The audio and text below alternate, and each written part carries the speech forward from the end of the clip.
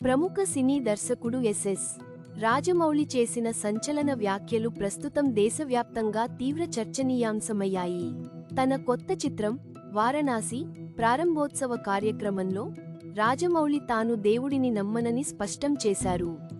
ఈ కార్యక్రమం సందర్భంగా ఎదురైన సాంకేతిక సమస్యలు, లీక్ల పట్ల తీవ్ర ఆగ్రహం వ్యక్తం చేస్తూ, ఇది నాకు చాలా ఎమోషనల్ మూమెంట్. నేను దేవుడిని నమ్మను. మా నాన్న వచ్చి హనుమాన్ అంతా చూసుకుంటాడని చెప్పారు.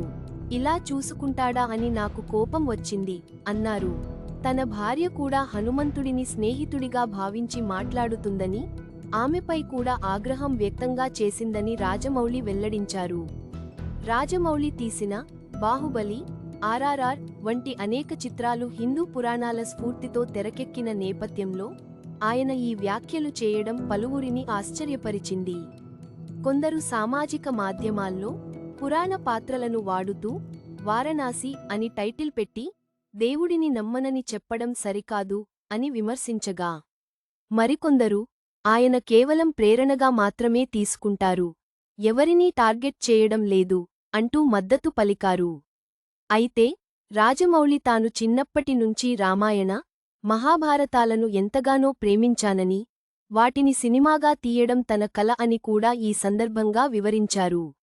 రామాయణంలోని ఒక ముఖ్యమైన భాగాన్ని ఇంత త్వరగా చిత్రీకరిస్తానని ఊహించలేదని, ప్రతి సన్నివేశం, ప్రతి డైలాగ్ రాసేటప్పుడు తేలిపోతున్నట్లు అనిపించిందని పేర్కొన్నారు.